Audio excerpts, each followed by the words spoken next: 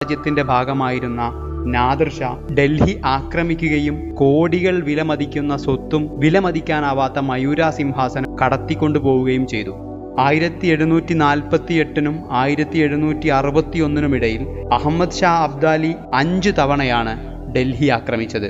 ഇതിൽ നിന്നെല്ലാം വ്യക്തമാകുന്നത് ഒരു രാജാവും ഒരു സാമ്രാജ്യവും മതത്തിനു വേണ്ടിയോ മതനിയമങ്ങൾക്ക് വേണ്ടിയോ അല്ല ആക്രമണങ്ങളും അടിച്ചമർത്തലുകളും നടത്തിയിരുന്നത് എന്നും, മറിച്ച് ആക്രമണങ്ങളും അടിച്ചമർത്തലുകളുമെല്ലാം അധികാരത്തിനും ധനസമ്പാദനത്തിനും വേണ്ടി മാത്രമായിരുന്നു എന്നുമാണ്. 18-ാം നൂറ്റാണ്ടോടെ സാമ്രാജ്യത്തിന്റെ കൂടുതൽ ഭാഗങ്ങൾ സ്വതന്ത്ര നിലനിൽപ്പ് കൈവരിക്കുകയും മുഗൾ രാജാക്കന്മാർ മറാഠ സാമ്രാജ്യവും ഈസ്റ്റ് ഇന്ത്യ കമ്പനിയുമായി സഖ്യത്തിലേർപ്പെടേണ്ടി വരികയും ചെയ്തു.